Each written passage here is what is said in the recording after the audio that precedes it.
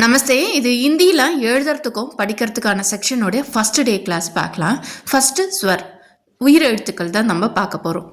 Note எடுத்துக்கோங்க. என்னுடைய எழுதவும் செய்யுங்க, படிக்கவும் செய்யுங்க. அப்போ தான் நம்ம கண்டினியூவாக பண்ண முடியும். ஃபஸ்ட்டு பாருங்கள், இதில் என்ன ரூல்ஸ் அப்படின்னா, நம்மளுக்கு உ ஏ இருக்கும் இல்லையா, ஏ இருக்காது, ஏ தான் இருக்குது. ஓ இருக்கும் இல்லையா, ஓ இருக்காது, ஓ தான் இருக்கும். மற்றபடி ஆயுத எழுத்துக்கு அஹ அக்கு வரும் இல்லையா, அதுக்கு பதிலாக ஹஹ வரும். அவ்வளோதான். இது மட்டும் நீங்கள் ஞாபகம் வச்சுட்டா போதும். மற்றபடி உயிரெழுத்து தமிழில் இருக்க மாதிரியே தான். ஒன்று பார்க்கலாம். ஃபர்ஸ்ட் ஒன் ஆ சே அனார். ஆ கூட எழுதுங்க. 3 மாதிரி போட்டு ஒரு டெய்ல் மாதிரி போட்டு 1 போட்டு மேலே கோடு.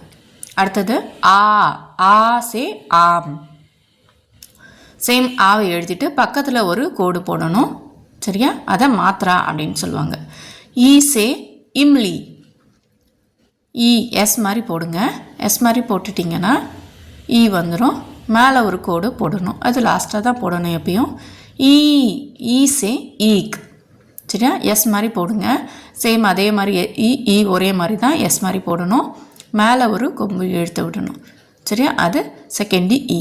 நெக்ஸ்ட்டு ஊ சே உள்ளு. 3 போடணும். பட் ஆஃப் 3 தான் போடணும். சரியா? ஃபுல்லாக போடாது. ஆஃபாக 3 மட்டும் போட்டுட்டிங்கன்னா மேலே கோடு போட்டிங்கன்னா அது ஊ. நெக்ஸ்ட்டு ஊ ஆஃப் 3 போட்டுட்டு ஒரு கொம்பு இழுத்து விடணும். ஒரு வால் மாதிரி ஒரு டெய்ல் மாதிரி இழுத்து விட்டிங்க அப்படின்னா அதுதான் ஊ. சரியா? ஈஸியாக பண்ணிடலாம். எப்பயுமே கோடு மேலே கோடு முடிஞ்ச பிறகு எழுதின பிறகு தான் போடணும். நெக்ஸ்ட்டு ரிஷி. பாருங்கள், கே போடுவோம் இல்லையா, சேம் கேவை நீங்கள் உல்ட்டாவாக போடணும். உல்ட்டாவாக போட்டுட்டு எஸ்ஐ அது மாதிரி போடணும். சரியா? இதே மாதிரி எழுதுங்க, படத்தில் காட்டுற மாதிரி. நெக்ஸ்ட்டு ஏ சே எடி. இதே மாதிரி எழுதுங்க. அடுத்தது ஐ சே ஐனக். சரியா? ஐ எழுதுறது ஏ மாதிரியே தான் எழுதணும். மேலே ஒரு கொம்பு இழுக்கணும். அது ஐ. சரியா? நெக்ஸ்ட் ஓ சே ஓக்கல். சரியா? பாருங்கள், 3 மாதிரி எழுதிட்டு ஆ போடுறோம் இல்லையா, செகண்ட் ஆ அதே தான். செகண்ட் ஆ எழுதிட்டு மேலே ஒரு கொம்பு போட்டிங்கன்னா அது ஓ. சரியா? செகண்ட் ஆ எழுதிட்டு மேலே ஒரு கொம்பு போடணும். அதுதான் ஓ. அவு சே அவுரத். எப்படி எழுதுறது பாருங்கள், 3 மாதிரி போட்டு செகண்ட் ஆ எழுதுகிறோம் இல்லையா, மேலே 2 கொம்பு போடணும். அது ஆவ். நெக்ஸ்ட்டு அங்கூர். இது ஆ மேலே புள்ளி வச்சுருக்காங்க. ஸோ அதனால் இம் சவுண்டோடு படிக்கணும். அதுக்கு ரூல்ஸ் இருக்குது, அதை நான் சொல்லித்தரேன். ஃபஸ்ட்டு இப்போ படிங்க. ஆ மேலே ஒரு டாட் வைக்கணும். டாட் வச்சிங்கன்னா ஆ பக்கத்தில் 2 டாட் வச்சிங்கன்னா அஹ. சரியா? ஆ பக்கத்தில் ஒரு 2 டாட் வச்சிங்கன்னா அஹ. சேம் ஆ எழுதுகிறோம் இல்லையா, ஃபஸ்ட்டு அதை அப்படியே எழுதிட்டு நீங்கள் டாட் வைக்கணும். இப்போ ரிவிஷன் பண்ணலாம். ஆ இ உ ரு ஏ ஐ ஓ. இது ஸ்க்ரீன்ஷாட் எடுத்து வச்சுட்டு படிச்சிங்கன்னா உங்களுக்கு ஈஸியாக இருக்கும். ஆ இ உ ரு ஏ ஐ ஓ ஔ அஹ. சரியா? ஈஸியாக.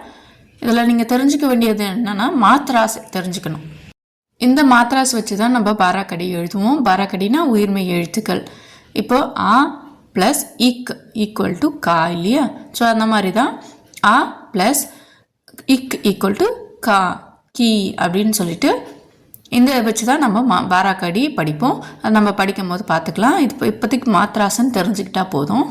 நெக்ஸ்ட் நம்ம தெரிஞ்சுக்க வேண்டியது இதோடைய டிஃப்ரென்ஸ். ஸ்வருக்கு 2 டைப்ஸ் இருக்குது. அதாவது குரில் நெடில் சொல்லணும் இல்லையா, ஸோ அதே மாதிரி தான் ஹார்வ தீர்க்கு. ஹார்வ ஸ்வர் குரில்னா ஒரு மாத்திரை அளவு குறைவாக ஒலிக்கிறது தான் குரில்னு சொல்லுவாங்க. மாத்திரைனா என்னது? ஒரு வேர்டை சொல்கிறதுக்கு எவ்வளோ நேரம் எடுத்துக்குதோ அதை தான் அது மாத்திரை அப்படின்னு சொல்லுவாங்க. ஸோ அதே மாதிரி தான் ஹிந்திலையும் ஜின் ஸ்வர்ணம் கே உச்சாரண் में उपेक्षाकृत कम समय लगता है. அதாவது ஒரு வேர்டை ஒரு எழுத்தை நம்ம சொல்லும்போது எவ்வளோ நேரம் எடுத்துக்குதோ அதை பொறுத்து தான் அது ஹார்வஸ்வரா தீர்க்கஸ்வரா அப்படின்னு சொல்லுவாங்க. ஹார்வஸ்வர்னா குரில்னா அ இ உ க்ரு கம்மி நேரம் தான் எடுத்துக்குது. இதே ஈ ஊ ஏ ஐ ஓ ஔ. இது குரில். இது நெடில் வருது. நெடில்னா என்னதுன்னா நீண்டு ஒலிக்குது. சரியா? அதாவது 2 டைம்ஸ் டைமை வந்து டபுள் டைமாக எடுத்துக்குது. ஆ ஆ இழுத்து சொல்லும்போது டைம் வந்து கொஞ்சம் எக்ஸ்ட்ரா ஆகுது இல்லையா? ஸோ அப்போ அதை நெடில்னு சொல்லுவாங்க. நெடில்னா தீர்க்கஸ்வர்.